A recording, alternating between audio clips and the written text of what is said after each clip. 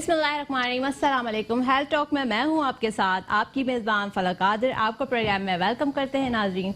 Accident, injuries और बहुत सारी कॉम्प्लिकेशंस होने के बाद इंसान को ऐसा लगता है कि वो ज़िंदगी में अपने रूटीन के काम सर अंजाम नहीं दे सकता। ऐसा मुमकिन नहीं है। आप डिफरेंट तरह की इंजरीज के बाद भी अपनी ज़िंदगी के जो नॉर्मल काम हैं और एक्सीडेंट्स के बाद भी वो सारी डेली रूटीन के काम सर अंजाम दे सकते हैं जो बहुत ज़्यादा इम्पॉर्टेंट होते हैं। आज हमारे साथ डॉक्टर उमर भट्ट मौजूद हैं जो ऑर्थोपेडिक सर्जन हैं, MRCS, FRCS, TNU from UK। आज सर हमें बताएंगे कि स्पोर्ट्स इंजरीज के बाद और डिफरेंट तरह की इंजरीज के बाद कैसे लाइफ को नॉर्मल रूटीन में लेकर आया जा सकता है। अस्सलाम वालेकुम सर, बहुत वेलकम, आप हमारे प्रोग्राम में तशरीफ़ लाए हैं। वालेकुम अस्सलाम, thank you very much for inviting me. जी सर। सर आपकी माशाल्लाह से स्पेशलिटी जो है स्पोर्ट्स इंजरी है। हमारे नाज़रीन को बताइएगा कि स्पोर्ट्स इंजरीज होने के बाद या फिर डिफरेंट तरह की ऑर्थोपेडिक कॉम्प्लिकेशंस होने के बाद लाइफ को कैसे नॉर्मली स्पेंड किया जा सकता है, क्योंकि हमारे यहाँ के जो भी पेशेंट्स होते हैं जब कभी उनके साथ कोई इंजरी हो जाती है तो उनको ऐसा महसूस होता है कि अब वो अपनी ज़िंदगी के काम जो हैं वो डेली रूटीन के काम सही तरीके से नहीं अंजाम दे सकते, या तो फिर उनकी फैमिलीज़ को भी ये डाउट्स रहते हैं कि अब वो नॉर्मल जो रूटीन है वो उस तरह से वो काम नहीं कर सकते, या फिर क्रिकेट नहीं खेल सकते, या फिर कोई भी ऐसा काम नहीं कर सकते। First of all thank you very much for inviting me on this show. देखें, स्पोर्ट्स एक ऐसी चीज़ है जो पूरी दुनिया के अंदर ज़्यादा से ज़्यादा खेली जाती है। पाकिस्तान के अंदर जो पॉपुलेशन है 70% हमारी पॉपुलेशन यंगर एज है, अंडर 30 ईयर्स ऑफ एज, और ज़रा बात है क्रेज़ ऑफ क्रिकेट, हॉकी और अब फुटबॉल इसका बहुत ज़्यादा है। और ये कोई अनयूजुअल चीज़ नहीं है कि हमारी कौम में स्पोर्ट्स इंजरी हो। पूरी दुनिया में यंग लड़कों को और यंग फीमेल्स को स्पोर्ट्स इंजरीज होती हैं, लेकिन उधर चूँकि सिस्टम इतने रोबस्ट हैं, उधर हेल्थ केयर सिस्टम इतना ऑर्गेनाइज्ड है, और वहाँ जर्नल प्रैक्टिशनर जिनके पास आप फर्स्ट जाते हैं, जिसको GP कहते हैं, उनके पास इतना अच्छा सिस्टम मौजूद होता है कि जैसे ही किसी बच्चे को ग्राउंड में इंजरी होती है, एक तो उनके पास वहाँ स्पोर्ट्स फिजिशियन मौजूद होते हैं, वो उनको रिकग्नाइज करके इंजरी को या तो फर्स्ट एड वहाँ देते हैं और उसके बाद उनको समझा देते हैं कि आपकी इंजरी बहुत ज़्यादा ख़राब है, आप गेम नहीं कंटिन्यू करेंगे, या आप अपने जाके GP को दिखाएं, या इंजरी इस हद तक सीवियर हो चुकी है कि आपको हॉस्पिटल जाने की ज़रूरत है। हमारे मुल्क में अनफॉर्चुनेटली ज़री बात है, जब यंग लड़के को क्रिकेट खेलते हुए जंप मारी, गिरा और नी में इंजरी हुई, वो समझता है कि टांग में मोच आई है, वो खेलता रहता है उस पर। उसको आइडिया इस चीज़ का नहीं होता है कि नी के अंदर जो इंजरी मोच आई है असल में मोच नहीं है। नी के अंदर बहुत सारे इंपॉर्टेंट स्ट्रक्चर होते हैं, जिनके अंदर एक स्ट्रक्चर जिसको कहते हैं ACL, एंटीरियर क्रूशिएट लिगामेंट, जो सबसे ज़्यादा कॉमन इंजर होता है यंग लड़कों में। सेकंड इंपॉर्टेंट स्ट्रक्चर जिसको कुशन कहते हैं, उनको कहते हैं इंग्लिश में मेनिस्कस, वो डैमेज होने का बहुत ज़्यादा खतरा होता है। जब उनमें इंजरी होती है तो सबसे पहले यंग लड़कों की टांग सूज जाती है। सूजने की वजह से 4-5 दिन वो रेस्ट करते हैं, टांग की स्वेलिंग कम होती है, वो समझते हैं हमारी टांग ठीक हो गई है, वो दोबारा ग्राउंड में उतरते हैं, फिर उनकी टांग में इंजरी होती है, और ये प्रोसेस कंटिन्यू रहता है अनटिल उनकी टांग इस हद तक ख़राब ना हो जाए कि उनसे खेलना मुश्किल हो जाए। तो आइडियली बाहर मुल्कों की तरह अगर आपकी इंजरी हुई है तो सबसे पहले आपको रेस्ट करना चाहिए और किसी स्पेशलिस्ट को जाके दिखाना चाहिए कि मेरी टांग में इस तरह की सीवियर इंजरी हुई जिसमें मेरी टांग सूज गई, और फिर उसके देखने के बाद स्पेशलिस्ट, जिस तरह अगर मेरे पास आते हैं, मैं पेशेंट की नी को एग्जामिन करता हूँ, उनकी हिस्ट्री लेता हूँ, और उसके बाद इन्वेस्टिगेशन कराई जाती है जिसको कहते हैं बीमारी की जड़ को ढूंढना, मतलब MRI स्कैन कराओ, एक्सरे कराओ, और अगर उसमें नज़र आए फिर हम उसको प्रॉपर ट्रीट करते हैं। ओके, तो सर आपके पास कितने केसेस में आते हैं और किस तरह आप उसको मैनेज करते हैं, या फिर आपको ये भी पता है कि पाकिस्तान के अंदर लोग इसको बहुत निगलेक्ट करते हैं? देखिए, मैं तो इंग्लैंड से 2014-15 से आ रहा हूँ। पहले मैं शॉर्ट पीरियड्स के लिए आता था, अब पिछले 1-1.5 साल के अंदर अल्हम्दुलिल्लाह मैं ऑलमोस्ट यहीं सेटल हो गया हूँ। हम लोगों ने अपने AO क्लिनिक हॉस्पिटल जो कि नाज़िमाबाद में, उसके अंदर पाकिस्तान का एडवांस स्पोर्ट्स इंजरी सेंटर बना दिया है, जिसमें इस टाइम उसी लेवल की सर्जरी हो रही है जो आप UK में या यूरोप में करवाते हैं। अब मेरे पास ऑन एवरेज 50 से 60 पेशेंट्स डेली आता है जिसकी इंजरीज या तो नी की होती है या शोल्डर की होती है, और अब हमारे पास तो बाहर मुल्क से भी पेशेंट्स आते हैं स्पोर्ट्स सर्जरी कराने। उसके पीछे एक पूरा सिस्टम है, आपको बनाना पड़ता है जिसमें टाइम लगता है। सिस्टम का मतलब है आपके पास हाई क्वालिटी फिजियोथेरेपिस्ट होने चाहिए, आपके पास अच्छी क्वालिटी के आपके एनेस्थेटिस्ट होने चाहिए, आपके पास इक्विपमेंट होनी चाहिए जिसके ज़रिए आप ये सर्जरी कर सकें। अल्हम्दुलिल्लाह हम लोगों ने पिछले 3-4 साल में सारी इक्विपमेंट और हर वो टेक्नोलॉजी ले आए हैं, और अब हम हर किस्म की वो सर्जरी कर लेते हैं जिसके लिए पेशेंट्स बेचारों को या तो यहाँ अवेलेबल नहीं था या बाहर मुल्क जाना पड़ता था, और बड़ी ही नॉमिनल प्राइस पे हम वो ट्रीटमेंट ऑफर करते हैं। ओके, तो सर एक कॉम्प्लिकेशन आती है ड्यूरिंग द क्रिकेट या फिर कोई भी स्पोर्ट्स आप कर रहे होते हो, तो फ्रोजन शोल्डर जो है एक बहुत बड़ी कॉम्प्लिकेशन होती है, फिर ओल्ड एज में भी फ्रोजन शोल्डर जो है एक कॉम्प्लिकेशन हो जाती है, तो इसको कैसे ट्रीट करना चाहिए, इसकी इंडिकेशंस ट्रीटमेंट की क्या होती हैं और इसकी डायग्नोसिस कैसे होती है? Very good question. देखिए, शोल्डर जो है वो अल्लाह ताला ने एक ऐसा जॉइंट बनाया है इंसान की ज़िंदगी में जो सबसे ज़्यादा मोबाइल है, मतलब मूवमेंट सबसे ज़्यादा अगर किसी जोड़ की इंसान की बॉडी में वो शोल्डर है, इसलिए कि वाहिद शोल्डर है जो 180 डिग्री रोटेट करता है। ना आपकी हिप जॉइंट ऐसा कर सकती है, ना आपकी रिस्ट जॉइंट ऐसा कर सकती है, ना आप अपनी गर्दन को 180 डिग्री मूव कर सकते हैं। उसके पीछे रीज़न ये है कि शोल्डर जॉइंट का जो गेंद होता है जिसको हम बॉल कहते हैं और जो सॉकेट है जिसको ग्लिनॉइड कहते हैं, उसके साइज का डिफरेंस 8/2 है। मतलब शोल्डर का जो गोला है वो 8 गुना ज़्यादा बड़े साइज का होता है जिस पे वो बैठा होता है सॉकेट पे। तो इतनी बड़ी रोटेशन होने की वजह से प्रॉब्लम क्या होती है कि जरिए पता है शोल्डर कवर होता है कैप्सूल के साथ और मसल्स के साथ। One of the commonest problem shoulder के अंदर जो पेशेंट्स फील करते हैं जिसको हम फ्रोजन शोल्डर कहते हैं, उसका रीज़न ये है कि जो कैप्सूल है जो इतना लूज होता है और उस लूज होने की वजह से शोल्डर इतना मूव करता है, उसके अंदर इन्फ्लेमेशन हो जाती है। कोई भी रीज़न की वजह से, या तो पेशेंट डायबिटिक है, या पेशेंट को वायरल इन्फेक्शन हुआ है, या कि पेशेंट अचानक गिरा है, या किसी ने उसके हाथ को झटका दिया। फ्रोजन शोल्डर का मतलब है कैप्सूल के टाइट हो जाना। अब वो 3 स्टेजेस में जाता है। पहले स्टेज में पेशेंट कंप्लेन करेगा कि मुझे बेइंतहा दर्द हो रही है, इतनी दर्द कि मैं अपने कंधे पे सो नहीं सकता, मैं अपने बाल नहीं बना सकती, या पेशेंट कहती है मैं कप नहीं उठा सकती। 3 से 6 महीने लगते हैं उस पेन को सेटल होने में अगर पेशेंट ट्रीट ना कराए। उस स्टेज के बाद पेशेंट चला जाता है सेकंड स्टेज में जिसको कहते हैं स्टिफनेस, जोड़ का सख्त हो जाना।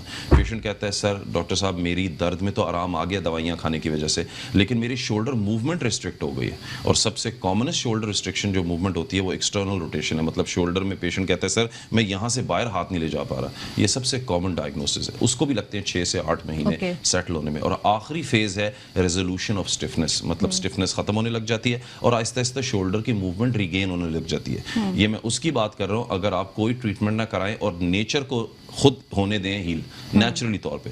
ये टोटल प्रोसेस को 1.5, 2 से 3 साल भी लग जाते हैं। लेकिन आज के दौर के अंदर आप जानती हैं कि जो मरीजों की लाइफ है, जॉब पे जाना, काम करना, फिजिकल, वो बर्दाश्त नहीं कर सकते 2-2, 3-3 साल वेट करना। तो अब ट्रीटमेंट इतनी एडवांस हो चुकी है हमारे पास कि पहला ऑप्शन है आप उस पेशेंट्स को इंजेक्शन लगा सकते हैं शोल्डर में एक्सरे के जरिए, और जो कैप्सूल टाइट है उसको ओपन कर देते हैं। इसको कहते हैं हाइड्रोडिस्टेंशन, ये कैप्सूल को ओपन करना। ये पेशेंट को बगैर बेहोश किया जाता है। पेशेंट आएगा, 10 मिनट लगेंगे, इंजेक्शन लगाएं, उसके बाद वो फिजियो करे। इसकी सक्सेस रेट 50 to 60%। और सर रिकवरी के चांसेस कितने होते हैं? और अगर पेशेंट कोई ये ट्रीटमेंट करवा रहा है तो ऑब्वियस ही बात है, आपने बताया कि ऑफिस जॉब है या फिर उसका कोई स्टूडेंट है, तो कितने दिनों में वो रिकवर हो जाता है? हाँ, अब अगर हम लोग सिंपल इंजेक्शन लगा रहे हैं तो पेशेंट घर जाएगा, फिजियो करेगा, 6 हफ्ते लगेंगे, काफ़ी हद तक वो रूटीन में आ जाएगा। लेकिन उसमें 100% सक्सेस नहीं है। जिस तरह का 50 to 60% लेकर आप सर्जरी नहीं कर रहे। अगर पेशेंट कहता है नहीं डॉक्टर साहब मुझे एक ऐसी ट्रीटमेंट चाहिए जिसमें 98% सक्सेस हो, तो आपको फिर आर्थ्रोस्कोपिक कैप्सूल रिलीज करनी पड़ती है। आर्थ्रोस्कोपी का मतलब है कि कंधा खोले बगैर लेजर सर्जरी के जरिए अंदर जाके उस कैप्सूल को आप ओपन करते हैं। वो भी 20 से 30 मिनट्स का प्रोसीजर होता है। पेशेंट सुबह में आता है, उसकी सर्जरी होती है, शाम में वो घर चला जाता है, फिर उसकी रेगुलर फिजियो होगी and he will go back to work in 2 weeks time. Okay sir, एक और क्वेश्चन है spinal surgery. That's a very important question. Some time हमारे यहाँ पर इंजरी होती है, एक्सीडेंट्स होते हैं, तो कुछ ये मिथ है कि लोग ये बात काफ़ी वायरल करते हैं कि spinal surgeries that not be very successful. तो ये बताइएगा कि लंबर में कोई भी किसी भी किस्म की L4, L3 में कोई भी आपका फ्रैक्चर हो जाता है या किसी भी किस्म की इंजरी हो जाती है, तो उसमें अगर आप ओपन कर रहे हो उसको या फिर कोई भी सर्जरी कर रहे हो तो उसके कितने चांसेस होते हैं कि वो रिकवर हो जाएगा? सम टाइम नर्व्स वहीं पर मौजूद होती हैं, तो कैसे कॉम्प्लिकेशन से बचा जा सकता है या कैसे उस सर्जरी को सक्सेसफुल किया जा सकता है? देखें, इसका बड़ा सिंपल तरीके से जवाब दूंगा। इंग्लैंड के अंदर 30 साल पहले इस चीज़ को उन्होंने अंडरस्टैंड कर लिया था जब हम वहाँ ट्रेनिंग करते थे, यंग सर्जन थे, कि आपने अपनी फील्ड के अंदर सुपर स्पेशलिस्ट होना है। मैं अनफॉर्चुनेटली स्पाइन सर्जन नहीं हूँ। मेरी फील्ड सिर्फ नी और शोल्डर की हाईली स्पेशलाइज्ड स्पोर्ट्स सर्जन है, जिसमें दुनिया में 50 सर्जन में मेरा नाम आता है जिस टाइप के काम मैं करता हूँ। और उसके सक्सेस के पीछे रीज़न ये है कि मैं इतना स्पेशलाइज्ड हूँ कि मैं अपनी फील्ड से बाहर काम नहीं करता। अब आपके सवाल का जवाब कि स्पाइन, जिस तरह मैं अपनी फील्ड में स्पेशलिस्ट हूँ, इसी तरह स्पाइन के सर्जन भी अपनी फील्ड में अब स्पेशलिस्ट हैं, इंग्लैंड में, USA में, UK में और पाकिस्तान में भी। जिस बंदे ने स्पाइन फील्ड के अंदर सिर्फ स्पेशलाइज्ड काम किया हुआ है, ये जो आप बात बता रही हैं कि अगर स्पाइन में इंजरी हो जाए, बिल्कुल सक्सेस रेट वैसे ही है जिस तरह मेरी शोल्डर सर्जरी सर्जरी मेरी नी सर्जरी में। हमारे पास डॉक्टर अतर मुनीरुद्दीन सिद्दीकी मेरे कोलीग हैं जो इंग्लैंड से आते हैं, एओ क्लिनिक में बैठते हैं, वो लास्ट टाइम आए भी हुए थे। अब वो हर किस्म की कॉम्प्लेक्स स्पाइन सर्जरी करते हैं एओ क्लिनिक में, ओपन से लेके डिफॉर्मिटी से लेके कॉम्प्लेक्स सर्जरी से लेके, और हमारे रिजल्ट्स बहुत अच्छे हैं। अगर आप अपने पेशेंट्स के साथ ऑनेस्ट हैं, आप उनको रिस्क्स और बेनिफिट्स बता रहे हैं, इसलिए कि दुनिया में कोई भी ऐसा सर्जन नहीं है जो कहेगा कि मेरी सर्जरी में कॉम्प्लिकेशन नहीं होती, वो झूठ बोल रहा है। ऐसा हो नहीं सकता कि आप सर्जरी कर रहे हैं, अल्लाह ताला की नेचर को चेंज तो कॉम्प्लिकेशन ना हो, लेकिन कॉम्प्लिकेशन की रिस्क आपको बताना ज़रूरी है। जिस तरह मेरी सर्जरी में लेस देन 1% कॉम्प्लिकेशन होती है, जो कि कुछ भी नहीं है कंपेयरिंग टू बहुत सारी सर्जरी। स्पाइन सर्जरी में शायद 3 से 4% होती है, लेकिन क्या एक मरीज़ 4% रिस्क लेने को तैयार है अपनी कमर को सही करने के लिए? मेरी नज़र में बड़ा रीजनेबल एक ऑप्शन है कि आप स्पाइन सर्जरी करा सकते हैं, लेकिन स्पेशलिस्ट का स्पेशलाइज्ड होना जरूरी है। ओके। और ये सर्जरी बिल्कुल सक्सेसफुल है। ऑब्वियसली बात है, हमारे यहाँ पर लोगों को ये बात भी नहीं पता या अवेयर नहीं है कि अगर स्टमक में इशू है तो गैस्ट्रोएंटेरोलॉजिस्ट के पास जाना चाहिए, अगर ब्रेन में इशू है तो न्यूरोलॉजिस्ट के पास। द पीपल डोंट नो कि कैसे कंसल्ट करना है, किस डॉक्टर को दिखाना है, तो ये बात भी बहुत ज़्यादा इम्पॉर्टेंट होती है। इसीलिए हमारे यहाँ पर जो सब स्पेशलिटी होती है उसकी इतनी वर्थ नहीं होती है पाकिस्तान के अंदर, क्योंकि लोगों को इतनी अवेयरनेस नहीं है। देखें, उसके पीछे इस तरह मैंने स्टार्ट में प्रोग्राम में स्टार्ट किया, देखिए उसके पीछे वजह ये कि जब तक हेल्थ केयर पूरा रिफॉर्म चेंज नहीं होगा, जब हर बंदे को अपनी लिमिटेशंस पता नहीं होंगी, ये सिस्टम बदलेगा नहीं। आहिस्ता आहिस्ता पाकिस्तान में भी सिस्टम चेंज हो रहा है। ऑर्थोपेडिक सर्जरी 15-20 साल पहले पाकिस्तान में जनरल सर्जन्स करते थे। आज भी अगर आप पेरिफेरल हॉस्पिटल्स में चले जाएं, किसी से अंदरूनी सिंध में या पंजाब की किसी अंदरूनी जगह पे, वहाँ जनरल सर्जन ऑर्थोपेडिक कर रहा होता है। लेकिन पिछले 10-15 साल के अंदर हमारे पाकिस्तान ऑर्थोपेडिक एसोसिएशन ने मेहनत करके सब स्पेशलिटी को इंट्रोड्यूस कराया। जिस तरह मैंने बताया कि स्पोर्ट्स सर्जरी पाकिस्तान के अंदर है ही नहीं, कोई करता ही नहीं था। मैं जब आया, यंग लड़कों में इंकरेजमेंट आई, उन्होंने भी स्पोर्ट्स सर्जरी को पिक किया। अब अल्लाह का शुक्र है कि कराची, लाहौर और सेंटर्स में भी लोग स्पोर्ट्स सर्जरी शुरू कर दी है। अभी भी उतनी मैच्योर नहीं हुई, लेकिन शुरू कर दी एटलीस्ट। तो अब, और ऊपर से फिर हम सोशल मीडिया इतना ज़्यादा कॉमन हो गया कि अब लोग खुद सोशल मीडिया के जरिए देखते हैं कि ये जो इंजरी है इसके बारे में लिखा क्या हुआ है यूट्यूब पे, गूगल में इसके बारे में इन्फॉर्मेशन क्या है, डॉक्टर को वो सर्च करते हैं। और मैं लोगों को कहता हूँ, जिस तरह आप अपनी गाड़ी खरीदने के लिए इन्फॉर्मेशन लेते हैं, आपको हेल्थ के लिए इन्फॉर्मेशन। एक लाइव कॉलर हमारे साथ मौजूद है। अस्सलाम वालेकुम, कौन और कहाँ से बात कर रहे हैं?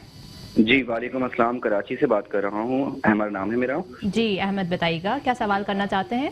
जी, मुझे स्पोर्ट्स में इंजरी हुई थी मेरे पाँव में। इस वक्त एक फ्रैक्चर है, लेकिन वो फ्रैक्चर तो खत्म हो चुका है, बिल्कुल अब नॉर्मल हो चुका है। लेकिन कोल्ड वेदर के अंदर, सर्दियों में बिलखुसूस जो है, उसके अंदर शदीद किस्म का दर्द उठता है। तो उसका किस तरीके से इलाज किया जाए? क्या फिजियोथेरेपी करवानी चाहिए उसके लिए मुझे, या कोई और दूसरी ट्रीटमेंट डॉक्टर साहब बताएं। फ्रैक्चर कितने टाइम पहले हुआ है? 2 साल पहले। 2 साल, okay, thank you so much. और कोई क्वेश्चन करना चाहेंगे? नहीं, थैंक यू जी, ओके। देखिए, फ्रैक्चर के बाद अगर किसी इंसान की पेन ख़त्म हो जाए और सर्दियों में उसको दर्द हो, तो ये हाइपर सेंसिटिविटी कहलाता है। ओके। मतलब वो एरिया जहाँ फ्रैक्चर हुआ है, उस जगह की नर्व्स और उस जगह की स्किन हाइपर रिएक्टिव हो जाती है, हाइपर सेंसिटिव हो जाती हैं। इसका इलाज 2-3 फैक्टर्स के अंदर किया जाता है। एक कि आप पेशेंट को पेन किलर्स दे सकते हैं उस टाइप के जो नर्व को इफेक्ट करते हैं। सेकेंडली कि उस एरिया को वार्म रखा जाए, गर्म रखा जाए, ताकि वो एरिया सेंसिटिव ना हो, स्किन से उसको बचाया जाए। और थर्ड ये कि एक्सरे दोबारा करके देखे जाए कि क्या वो हड्डी जो जुड़ी है वाकई ही जुड़ी है कि नहीं। इसलिए कि अक्सर पेशेंट्स की फ्रैक्चर यूनाइट नहीं होता और थोड़ी सी यूनियन रह जाती है, जिसकी वजह से पेशेंट को पेन होता है, ख़ास तौर पे इन्वायरमेंटल चेंज होने की वजह से। तो I won't worry that much. The best thing is that he should come and see a specialist, ताकि इसको एग्जामिन कर लें, देख लें कि रीज़न क्या है। इसलिए उन्होंने ये भी नहीं बताया कि फ्रैक्चर हुआ कहाँ है। ये बहुत ही सुपरफिशियल क्वेश्चन है, जिसका आंसर इस तरह स्पेशलाइज देना बड़ा मुश्किल है। ओके सर, फ्रैक्चर होने के बाद कितने टाइम तक, अगर हड्डी जुड़ भी जाए तो कितने टाइम तक रेस्ट करना ज़रूरी होता है? क्योंकि मतलब अगर हड्डी जुड़ भी जाती है तो लाइक उसमें थोड़ा बहुत हेयरलाइन होने के या डिफरेंट तरह के फ्रैक्चर्स होने के चांसेस होते हैं। अल्लाह ताला ने इंसान की बॉडी और जिस्म इतना रिजिलियंट बनाया है कि आप किसी किस्म का भी फ्रैक्चर को सही तरीके से अगर फिक्स करो तो हील हो जाता है। सर, एक और कॉलर मौजूद है, अदनान। अस्सलाम वालेकुम जी अदनान। वालेकुम सलाम। कराची से बात कर रहे हैं? कराची से बात कर रहा हूँ जी, बताइएगा क्या सवाल करना चाहते हैं? डॉक्टर साहब से पूछ रहा था, मेरी वाइफ को थायराइड हो गया है। ठीक है, तो ये दिखाया हमने, थायराइड का मसला हो गया, गले में थायराइड है। जी ठीक है। तो जरा आप बताइए इसके क्या हकीमी इलाज करवाना है या इसका क्या इलाज है? आप कुछ डॉक्टर साहब से पता करा दें। Actually sir is a specialist in surgery, but हम आपके क्वेश्चन का आंसर कर देते हैं। जी बहुत शुक्रिया कॉल करने का। देखिए आपका बहुत बहुत शुक्रिया। मैं असल में मेरी फील्ड नहीं है, मैं एक ऑर्थोपेडिक सर्जन हूँ, लेकिन जो आपने क्वेश्चन किया वो ज़ाहिर बात है जेनेरिक हमारी फील्ड के अंदर हम लोग देखते रहते हैं पेशेंट। थायराइड की प्रॉब्लम ये है कि आप किसी फिजिशियन को दिखाएं जो एंडोक्रिनोलॉजिस्ट होता है। एंडोक्रिनोलॉजिस्ट अगर आपको नाम याद रहे तो उनको आपको जाके दिखाना पड़ेगा और वो आपको एडवाइस करेंगे कि इनके जो थायराइड है उसकी ट्रीटमेंट क्या है। जी अदनान, एंडोक्राइनोलॉजिस्ट जो गुदूद के जो माहिर होते हैं, आप उनसे रब्ता करेंगे तो वो आपके इस क्वेरी को या इस मुश्किल को आसानी से ट्रीट कर लेंगे। सर एक और क्वेश्चन है कि जो ओल्ड एज में नी जॉइंट में पेन हो जाता है, लिगामेंट्स ख़त्म हो जाते हैं, या फिर जो चिकनाई होती है, चिकनाहट होती है घुटनों की, वो भी ख़त्म हो जाती है, उसकी क्या वजह होती है और ये उसको कैसे ट्रीट करना चाहिए? कोई भी जोड़ या कोई भी जॉइंट हो उसके ऊपर अल्लाह ताला ने लेयर लगाई होती है और उसको कहते हैं कार्टिलेज। जी। कार्टिलेज की थिकनेस 4 से 3 मिलीमीटर होती है। आज तक पिछले 50 साल में दुनिया के सबसे एडवांस कंट्रीज़ ने भी ये चीज़ आइडेंटिफाई नहीं कर पाया कि चिकनी हड्डी आखिर ख़राब होती क्यों है। कुछ लोग कहते हैं कि ये एज रिलेटेड है, कुछ लोग कहते हैं कि ट्रॉमा की वजह से, कुछ एविडेंस ने शो किया जेनेटिक्स के अगर फैमिली में है तो आपको हो सकता है, और कुछ लोगों ने अब क्लियरली डिफाइन कर दिया कि जिन लोगों को गेटिया होते हैं जिसको रिमेटॉइड आर्थराइटिस कहते हैं उनमें रिस्क ज़्यादा है। लेकिन जब चिकनी हड्डी का कवर ख़राब हो जाए या उसकी चिकनी हड्डी घिस जाए या कार्टिलेज वेयर हो जाए, इस प्रॉब्लम को कहते हैं ऑस्टियो आर्थराइटिस। ओके। चिकनी हड्डी के घिस जाना, उसकी ट्रीटमेंट बहुत साल पहले आ गई थी। ठीक है। चिकनी हड्डी 4 स्टेजेस में डिवाइड की गई है आर्थराइटिस को, जिसको कहते हैं स्टेज 1, 2, 3 एंड 4। अगर आपकी चिकनी हड्डी स्टेज 1 और 2 में ख़राब है तो आप ऑर्थोबायोलॉजिक्स, जिसको कहते हैं स्टेम सेल ट्रीटमेंट, फिजियोथेरेपी, उससे आप पेशेंट को काफ़ी हद तक डिले कर सकते हैं। प्रोग्रेशन ऑफ आर्थराइटिस ख़त्म नहीं कर सकते, डिले कर सकते हैं। लेकिन जब आर्थराइटिस स्टेज 3 और 4 में आ जाए फिर अनफॉर्चुनेटली ऑर्थोबायोलॉजिक्स या बायोलॉजिकल ट्रीटमेंट इतनी ज़्यादा हेल्पफुल नहीं होती, तो उसके अंदर आपको जॉइंट रिसर्फेसिंग प्रोसीजर करना पड़ता है, जिसका मतलब है कि अगर नी के सारे कंपार्टमेंट ख़राब हो गए हैं तो टोटल नी रिप्लेसमेंट, मतलब चिकनी हड्डी के सारे कवर्स को बदलना। और अब हम अल्लाह का शुक्र है 1 साल पहले हम 30 साल के बाद पाकिस्तान में वो टेक्नोलॉजी ले आए हैं जिसको कहते हैं पार्शियल नी रिप्लेसमेंट। अगर जोड़ का सिर्फ एक हिस्सा ख़राब है तो मैं उसको भी तब्दील करता हूँ और उसको कहते हैं पार्शियल नी रिप्लेसमेंट। इसकी सक्सेस क्या है? 98% सक्सेस है 10 साल तक। अगर किसी इंसान की नी रिप्लेसमेंट अच्छी तरीके से किया जाए तो 10 साल तक उसका वो जोड़ ख़राब नहीं होगा, 98% चांस है। और 85% चांस है कि 15 साल तक उसका जोड़ उसको तंग नहीं करेगा। तो एक एज इंसान की 55 से 60 साल है और वो 70-75 तक कंफर्टेबल लाइफ गुजारता है, तो not a bad option. Okay sir, यही आपने एक क्वेश्चन भी यहाँ मेरा क्लियर कर दिया। बहुत सारे लोग मैंने अपनी लाइफ में देखे हैं जो ये सोचते हैं कि नी रिप्लेस करने के बाद जो है वो इतना सक्सेस नहीं होगा, या तो फिर जितना चल फिर सकते हैं वो भी नहीं चल पाएंगे, या फिर कुछ मिथ्स होती हैं, कुछ मिसकॉन्सेप्ट्स होते हैं लोगों के, वो मींस के नहीं करने देते उनको, या फिर कुछ लोग मना कर देते हैं। सर एक कॉलर में मौजूद है। अस्सलाम वालेकुम जी, कौन और कहाँ से बात कर रहे हैं? कराची से बात कर रहा हूँ, अहमद बात कर रहा हूँ। जी अहमद, बताइएगा क्या सवाल करना चाहते हैं? हाँ बिल्कुल बिल्कुल। एक्चुअली मैम मेरा एक्सीडेंट हुआ था। अहमद प्लीज आप अपने टीवी का वॉल्यूम बंद कर दें। Okay okay. मेरा एक्चुअली 3 साल पहले कोई एक्सीडेंट हुआ था, मेरे घुटने में कोई तकलीफ हुई थी। मैं जिला हॉस्पिटल में गया था तो उन्होंने मुझसे कहा कि आपका ऑपरेट होगा, ऑपरेट के अलावा कोई हल नहीं है। और एक्चुअली मैं करता हूँ बॉलिंग, फास्ट बॉलिंग में करता हूँ। तो मुझे ये पूछना डॉक्टर साहब से कि इसके अलावा कोई हल है इसका, क्योंकि समझ नहीं आ रहा है। फिर मैं चल रहा होता हूँ या एकदम से कुछ झटका आता है और टांग मेरी लॉक हो जाती है खुद ब खुद। ठीक है, इसका कोई हल है आपके पास, अगर डॉक्टर साहब बता सकें? ठीक है। ये देखें अहमद, आपकी जो प्रॉब्लम है वो बड़ा ही टिपिकल साइन सिम्टम्स लेके जा रही हैं मिनिस्कल टेयर की तरफ। जो स्पोर्ट्स प्लेयर कहें कि हम लोग गेंद जब कराते हैं, बॉलिंग करा रहे हैं, सब कुछ ठीक है, लेकिन मेरी टांग लॉक होती है। लॉक होने का मतलब है कि इनकी टांग अटकती है, इसका मतलब है कि इनके मिनिस्कस में इंजरी है। मेरी एडवाइस होगी कि सबसे पहले MRI स्कैन करवाएं, और MRI स्कैन करके फिर मेरे लिए बहुत आसान हो जाएगा इनकी नी को एग्जामिन करके देखना कि ये नी में मिनिस्कस इंजरी है कि नहीं। और अगर मिनिस्कस मेनिस्कस इंजरी है तो उसकी 100% ट्रीटमेंट है और आप दोबारा उसी लेवल पे स्पोर्ट्स खेलेंगे जो आप पहले खेलते थे। तो सर इसकी ट्रीटमेंट सर्जरी की तरफ लीड जी, करती अगर है मेनिस्कस या- टेयर बहुत बड़ा है कि मतलब मैं अपने साथ नी मॉडल लेके नहीं आया, वरना नेक्स्ट टाइम मैं ले आऊंगा आपको दिखाने के लिए कि नी मॉडल के अंदर अगर आप देखें तो ऊपर और नीचे वाले जोड़ के दरमियान कुशन होते हैं, वो कुशन शॉक ऑब्जर्वर की तरह काम करते हैं, जिस तरह गाड़ी में शॉक्स हैं। अगर उस शॉक के अंदर डैमेज आ गया तो पेशेंट जब अपनी नी बेंड करता है तो वो कुशन बीच में आता है, टांग को लॉक कर देता Okay. है। अब हमारे पास अल्हम्दुलिल्लाह इतनी हाई एडवांस ट्रीटमेंट मौजूद है कि मैं बगैर घुटना खोले कैमरे के जरिए अंदर जाके उस मेनिस्कस को स्टिच लगा देता हूँ। 15 से 20 मिनट लगते हैं, पेशेंट अगले दिन घर होता है। Oh that's great. सो ये तो अच्छी आपने न्यूज़ बताई हमें कि इतना इमीडिएटली जो है ये ट्रीटमेंट हो जाते हैं, क्योंकि सम टाइम लोग इस चीज़ से भी डरे होते हैं कि पोस्ट सर्जरी जो एक लॉन्ग टर्म रेस्ट होता है या जी। फिर बेड रिडन हो जाते हैं। मेरे पास भी इसी टाइप के पेशेंट्स आज भी आके ये क्वेश्चंस करते हैं, लेकिन ज़ाहिर बात है आप जब पेशेंट्स को क्वेश्चन देते हैं, उनको एक्सप्लेन करते हैं कि देखें अब वो टाइम चला गया जिसके अंदर पेशेंट को बेड रेस्ट की ज़रूरत होती थी। अब तो एडवांसमेंट इतनी ज़्यादा हो गई है कि मैं रोबोटिक्स यूज़ करता हूँ, इंग्लैंड में रोबोटिक्स के आर्म्स यूज़ करके सर्जरी करता हूँ। तो पाकिस्तान तो अभी भी बहुत इस मामले में पीछे है, हम पिकअप कर रहे हैं लेकिन बहुत पीछे हैं। तो अब वो ज़माने चले गए जिसमें पेशेंट को बेड रेस्ट की ज़रूरत होती थी, इसलिए कि सर्जरी इतनी शॉर्ट हो चुकी है, इक्विपमेंट इतनी एडवांस हो चुकी है, एनेस्थीसिया इतना परफेक्ट हो गया है और सर्जरी बगैर घुटना खोले में पेशेंट को दर्द नहीं होता। ज़रूरी बात है, आप देखें एक इंसान का पूरा घुटना खोल के ऑपरेशन कर रहे हैं, एक इंसान के सिर्फ 2 सुराख करके ऑपरेशन कर रहे हैं घुटने में, कितना बड़ा डिफरेंस है पेन में। तो ज़रूरी बात है जब पोस्ट ऑपरेटिवली पेन कम होगा, टिश्यू कम डैमेज होंगे तो रिकवरी जल्दी होगी। फिर हमारे पास फिजियो की टीम बहुत अच्छी होती है, यहाँ सर्जरी खत्म की उसी टाइम फिजियोथेरेपिस्ट गए, आइसिंग की और पेशेंट को फिजियो स्टार्ट करा दी। तो पेशेंट मोबिलाइज करता है, जब पेशेंट मोबिलाइज करता है तो नेचुरली तौर पे लिगामेंट्स अपनी जगह पर आते हैं और पेशेंट बिल्कुल सही रिकवर करते हैं। 90 से 98% मेरे patient excuse me next day घर जाते हैं और 10 या 12 दिन में वॉक कर रहे होते हैं। ओके ठीक है सर। और सर एक और क्वेश्चन था मेरा, ये मैं अपने ऑन से करना चाह रही हूँ कि some time during surgery fat embolism के चांसेस होते हैं, तो उससे कैसे बचा जा सकता है, उसके ट्रीटमेंट क्या होता है? देखिए फैट एम्बोलिज्म का मतलब क्या है, पहले ये ऑडियंस को जी, बताना बिल्कुल। ज़रूरी है। फैट का मतलब है कि चर्बी, चर्बी। एम्बोलिज्म का मतलब है कि किसी भी वेसल जो आपकी खून की नसें हैं उसके अंदर उसका शरियाने, चले जाना। जी। ये एक रिस्क फैक्टर कोई भी बताना बड़ा मुश्किल है, ये कॉमन किन में होता है ये ज़रूरी है। देखिए जिन लोगों के अंदर लॉन्ग बोन फ्रैक्चर होता है, मतलब किसी को रोड ट्रैफिक एक्सीडेंट हुआ, उसकी टांग की हड्डी टूट गई, हिप की हड्डी टूट गई, पैर की हड्डी टूट गई, तो अल्लाह ताला ने इंसान की हड्डियों के बीच में फैट के सेल्स बनाए थे, अगर वो गलती से टूट के वेसल्स में चले गए तो उसको फैट एम्बोलिज्म कहते हैं। ठीक है। ये बहुत ही सीरियस कॉम्प्लिकेशंस हैं और इसके रिस्क फैक्टर बहुत हाई, मतलब कॉम्प्लिकेशन मोर्टेलिटी बहुत हाई है, लेकिन ये इतना कॉमन नहीं है आज के दौर के अंदर, इसलिए कि हम लोग पेशेंट्स को सारी वो ट्रीटमेंट करते हैं जिससे एम्बोलिज्म बचाया जाता है। जिस तरह वो वाली मेडिसिन दी जाती हैं जिससे एम्बोलिज्म टूटे, उनको सही डीवीटी प्रोफिलैक्सिस जिसको कहते हैं डीप वेन थ्रोम्बोसिस के प्रोफिलैक्सिस दिया जाता है। तो it's not a common, it's a complication of trauma या सर्जरी। ठीक है सर, हम एक ब्रेक की जाने जाते हैं, चलते हैं एक ब्रेक की जाने, देखते रहिए हेल्थ टॉक।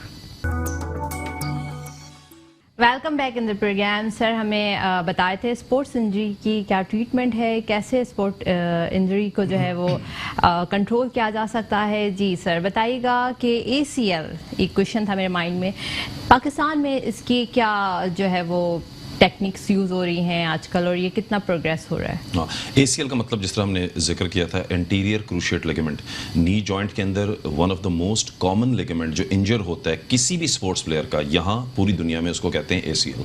ACL का फंक्शन क्या है, वो टांग की नी जॉइंट को आगे जाने से रोकता है। इसी तरह का एक लिगामेंट पीछे लगा होता है, उसको कहते हैं PCL, जो टांग की नी जॉइंट को पीछे जाने से रोकता है। वो सबसे अनकॉमन है इंजर होना। अगर साल के अंदर मैं 600 ACL करता हूं तो उसमें से 12 PCL होंगे, तो आप अंदाजा लगा सकते हैं कि ACL की इंजरी कितनी कॉमन है। होती किन में है ये इंपॉर्टेंट है। वो लोग जो जंप करते हैं, वो लोग जो क्रिकेट खेल रहे हैं, वो लोग जिनकी टांग जमीन पे गिरी और हल्का सा वैल्गस में आई, ये पैर जमीन पे गिरा और हल्का सा पैर मुड़ा, तो उनकी नी में आवाज आती है लाइक अ पॉप, और वो एंटीरियर क्रूशिएट लिगामेंट को डैमेज करता है। अब होता क्या है कि जब ये लिगामेंट डैमेज होता है, पेशेंट को वैसे कोई तकलीफ नहीं आई एम होती। So sorry interruption. एक कॉलर मौजूद है जी, अस्सलाम वालेकुम। वालेकुम सलाम। जी कौन और कहाँ से बात कर रही हैं? जी मैं सक्का से मुमताज बेगम बात कर रही हूँ। जी मुमताज बताइएगा क्या सवाल करना चाहती हैं? जी मेरे घुटने में बहुत दर्द है, फिर वो ऐसे है कि पहले दर्द था, मैंने मेडिसिन वगैरह ली है, तो अब ये दर्द जो है ना वो मेरी मतलब कुल है कि घुटने की निचले हिस्से से टांग में ऊपर तक दर्द आता है, तो क्या मैं करूँ? ऐसा मेरा यूरिक एसिड भी नॉर्मल है, मैं ऐसा कोई खाना भी नहीं खाती, वेट भी मेरा बढ़ रहा है, जैसे भी मैं मेडिसिन लेती हूँ कोई भी, तो मेरा वेट बढ़ रहा है, उससे दर्द में आराम नहीं आ रहा। तो आपने किसी ऑर्थोपेडिक डॉक्टर को दिखाया है या फिर जनरली कोई भी फिजिशियन को दिखा दिया आपने? जी मैंने ऑर्थोपेडिक डॉक्टर सोहेल जो कि सक्कर में मशहूर है, मैंने उनसे भी मेडिसिन ली है लेकिन कोई फायदा नहीं हुआ। एक्सरे भी निकलवाए उन्होंने, टेस्ट भी करवाए, लेकिन कोई फर्क ही नहीं आता। आप कोई सवाल करना चाहेंगे?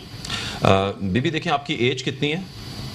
जी मेरी एज 60 ईयर्स के। देखिए, आपकी उम्र के अंदर आपके जो जोड़ में दर्द हो रहा है, इसका सबसे इम्पोर्टेंट तरीक़ेकार ये है कि हमें सबसे पहले आपके एक्सरे खड़े होकर करवा के देखने पड़ेंगे, लिटा के नहीं, कि आप वेट बेयरिंग में एक्सरे करवाएं देखने के लिए कि आपके कार्टिलेज के अंदर डैमेज तो नहीं हुआ, आपको आर्थराइटिस तो नहीं है। मैं 95% कॉन्फिडेंट हूँ कि इनके एक्सरे में वही नज़र आएगा कि इनको आर्थराइटिस है। इनकी टिपिकल सिम्टम्स वही हैं कि दर्द होता है, टांग का दर्द नीचे जाता है, ऊपर जाता है, मेरे से चलना मुश्किल हुआ हुआ है, मैं दवाइयाँ खा रही हूँ तो आराम आता है। ये टिपिकल कैरेक्टरिस्टिक्स हैं ऑस्टियोआर्थराइटिस के, और इसकी ट्रीटमेंट बिल्कुल मौजूद है।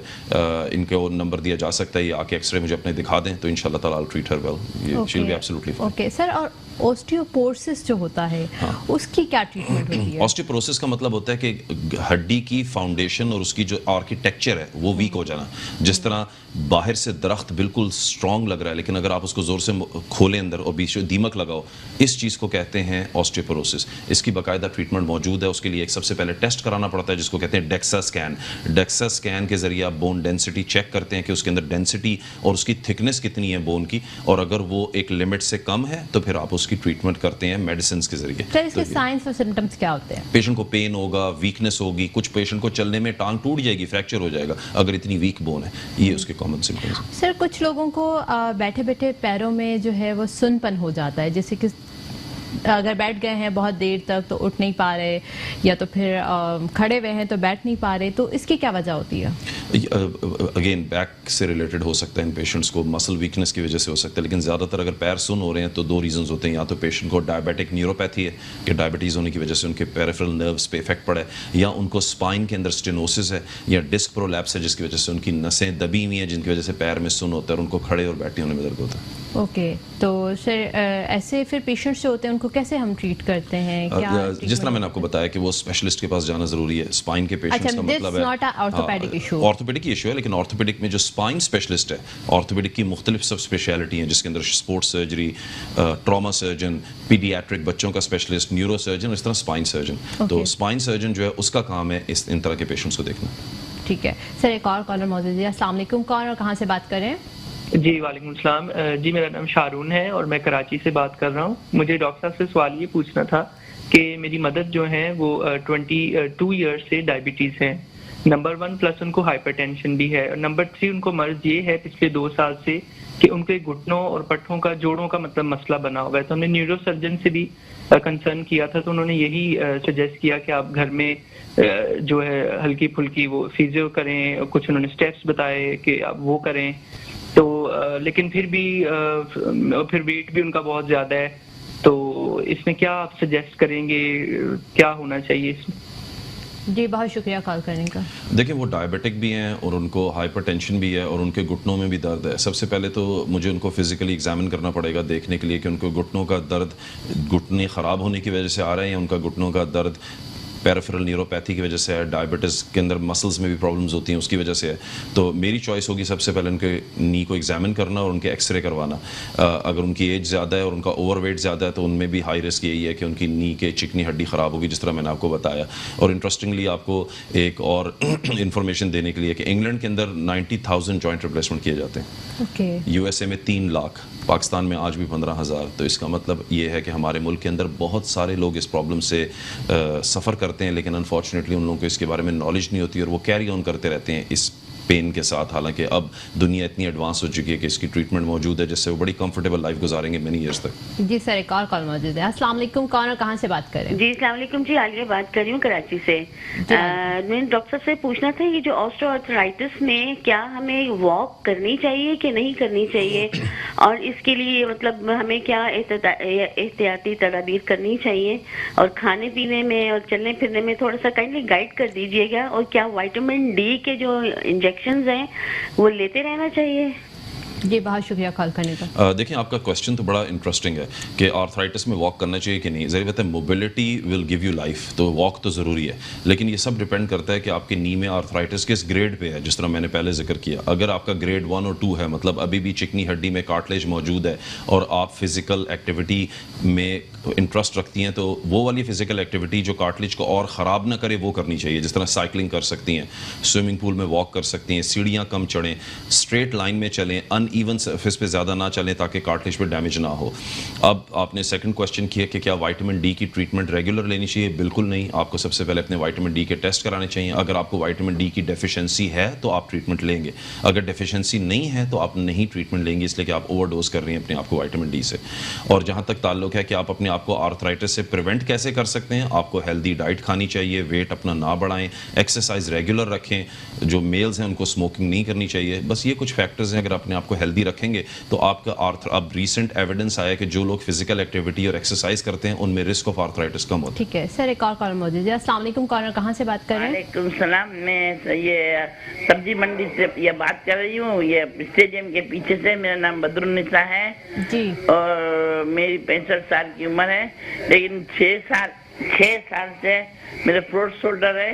इतना इलाज कराती हूँ मैं, फिर बेटा सही नहीं होता है, इतने इंजेक्शन में दिए हैं, कुछ किए हैं, लेकिन अब बीच में मेरे को वो भी आप बताए जो प्रोस्टेट हो जाता है, जो हड्डियों में कैल्शियम खत्म हो जाता है, तो इंजेक्शन वगैरह भी मैंने अच्छे से खाए थे, लेकिन फिर भी ये घुटनों में दर्द नहीं जाता है। तो इसी में अभी तो गिरी और मेरी हड्डी बहुत बुरी तरीके से पैर की टूट गई थी। अभी अल्लाह का शुक्र है कि मैं वॉशरूम में जाती हूँ और चलती हूँ, लेकिन मेरे फ्लोर शोल्डर खत्म नहीं हो रहे हैं। जी बहुत शुक्रिया कॉल करने का। ये अच्छा, और सवाल करना मेरा चाहिए। फ्लोर शोल्डर का इलाज मिल जाए तो डॉक्टर साहब को इतनी दुआ दूंगी। जी जी बहुत शुक्रिया कॉल करने का। सर 65 ईयर एज है और आपने कॉम्प्लिकेशंस तो सुन ली उनसे। हाँ, उनको फ्रोजन शोल्डर है। देखें बीबी, आपके लिए जिस तरह मैंने बताया कि आप बेहतर होगा कि आप आके मुझे चेक करवा लें। एओ क्लिनिक में, एओ हॉस्पिटल में मैं बैठता हूँ। मैं मंडे को भी क्लिनिक कर रहा हूँ, मंडे को जी, अब मेरी नेक्स्ट क्लिनिक मंडे को है, फिर मैं ज़रूर जाऊँगा बाहर। तो आप आ जाए, मैं आपको एग्जामिन कर लूँगा। अगर आपका फ्रोजन शोल्डर मौजूद है तो इंशाल्लाह ताला मैं आपको ट्रीट कर दूँगा, आप बिल्कुल ठीक हो जाएंगी। परेशान होने की बिल्कुल ज़रूरत नहीं है। फ्रोजन शोल्डर की ट्रीटमेंट बहुत ईजिली अवेलेबल है और उसके रिजल्ट्स बहुत अच्छे हैं। ठीक है सर, आप विटामिन डी की बात कर रहे थे कि कुछ लोग जो है वो एक बार उनको बता दिया जाता है कि आपके अंदर विटामिन डी की कमी है, उसके बाद वो स्टार्ट करते हैं पिल्स लेना, डिफरेंट तरह के जो विटामिन डी की पिल्स लेते हैं, इंजेक्शन, तो वो लेते ही रहते हैं। तो ओवरडोज की वजह से कॉम्प्लिकेशंस क्या हो सकती हैं? इतनी ज़्यादा कोई विटामिन डी की कॉम्प्लिकेशन है नहीं, इसलिए ज़रूरत है आपकी बॉडी के अंदर उसकी यूज़ है। मैं इस पॉइंट ऑफ व्यू से उसको ज़्यादा कह रहा था कि एक चीज़ जब आपकी बॉडी में नॉर्मल है तो आपको उसकी नीड नहीं है। अगर आपका कैल्शियम नॉर्मल है तो आप कैल्शियम सप्लीमेंट क्यों ले रहे हैं? अगर आपका यूरिक एसिड नॉर्मल है तो आप यूरिक एसिड कम करने की मेडिसिन क्यों ले रहे हैं? पाकिस्तान के अंदर अनफॉर्चुनेटली मार्केट ड्रिवन चीज़ें बहुत ज़्यादा होती हैं। यहाँ लोगों को लैक ऑफ नॉलेज होने की वजह से कि यार ये कैसी चीज़ है, शायद मैं ठीक हो जाऊँ, हालांकि ऐसा नहीं है। अब यहाँ बहुत ज़्यादा विटामिन डी की डेफिशिएंसी है, लेकिन अगर डेफिशिएंसी है तो आप ट्रीटमेंट लेना, वरना आप हेल्दी डाइट खाएं, वेजिटेबल्स खाएं, सनलाइट लें, सुबह में 15 मिनट आप अपनी सनलाइट के आगे खड़े हो सकते हैं। तो there is no need to use artificial thing to make yourself better, जब आप नेचुरल फूड खा के अपने आप को सेहतमंद कर सकते हैं। जी सर, आपने बताया था स्टार्ट में कि फ्रोजन शोल्डर के ट्रीटमेंट में कुछ इंजेक्शंस भी यूज़ होते हैं, तो उसको थोड़ा ब्रीफली बताएगा, क्योंकि हमारे नाज़रीन को शायद इसके बारे में इतना आइडिया नहीं कि ये लगाना ठीक है कि नहीं है। ये देखें, जो इंजेक्शन की मैं बात कर रहा हूँ वो कन्वेंशनल इंजेक्शन नहीं है जो जिनकी पेशेंट समझते हैं कि आए और इनको क्लिनिक में इंजेक्शन लगा दिया कंधे में, उसकी मैं बात नहीं कर रहा। शोल्डर जॉइंट के अंदर जो कैप्सूल है, अगर आपने उसको दोबारा, फर्ज करें गुब्बारा है, गुब्बारे के अंदर पानी है और पानी के बीच और गुब्बारे के दरमियान एक पत्थर की गेंद पड़ी हुई है। अब आप सोचें उस गुब्बारे के अंदर से पानी निकल गया तो गुब्बारे ने पत्थर को चिपका दिया और अब किसी किस्म की बीच में मूवमेंट नहीं हो रही। इसको कहते हैं फ्रोजन शोल्डर। अब आप सोचें कि उसको मैंने दोबारा ठीक कैसे करना है। एक ऑप्शन है कि मैं लेज़र सर्जरी के ज़रिए जाके उसमें पानी भरूं और कैप्सूल को ओपन कर दूं, जो सबसे टॉप क्वालिटी का काम है, लेकिन उससे इंफीरियर क्वालिटी, लेकिन रिजल्ट्स उसके भी अच्छे हैं। उसको कहते हैं हाइड्रो डिस्टेंशन या हाइड्रो डायलेटेशन। पेशेंट को एक्सरे मशीन में लिटाया जाए, एक्सरे में उनके शोल्डर जॉइंट को देखा जाए, पतली सी नीडल उनके शोल्डर जॉइंट के कैप्सूल में डाली जाए और उसके अंदर सेलाइन, थोड़ा सा लोकल एनेस्थीसिया मतलब दर्द की गोली और स्टेरॉइड, वो जो इन्फ्लेमेशन कम करती है, उससे गुब्बारे को फुला दिया जाता है। इसको कहते हैं हाइड्रो डिस्टेंशन। तो ये बहुत डिफरेंट ट्रीटमेंट है नॉर्मल कन्वेंशन इंजेक्शन से। इसके रिजल्ट्स ज़्यादा बेहतर हैं आम इंजेक्शन से, इसलिए मैं पेशेंट को ऑफर करता हूँ कि आप सबसे पहले फाइब्रो डिस्टेंशन करवा लें। अगर इससे ना फर्क पड़ा फिर हम सर्जरी की तरफ जाएंगे। ओके, तो सर कॉम्प्लिकेशन तो कोई नहीं है? इसकी कोई कॉम्प्लिकेशन नहीं है, इसलिए जरी बात है ये बड़ा लोकल में किया जाता है बगैर बेहोश किए, 10 से 15 मिनट लगते हैं और पेशेंट वॉक करके घर चला जाता है। सर एक और कॉलर मौजूद है। अस्सलाम वालेकुम, कौन और कहाँ से बात कर रहे हैं? हेलो, अस्सलाम वालेकुम जी, मैं कराची से बात कर रही हूँ। जी, कौन बात कर रही है? मसला मेरा ये है कि मैं डॉक्टर से बात करना चाह रही हूँ। मेरे पहले घुटनों का प्रॉब्लम हुआ था, अब मेरी कमर का हो गया साफ। ठीक है।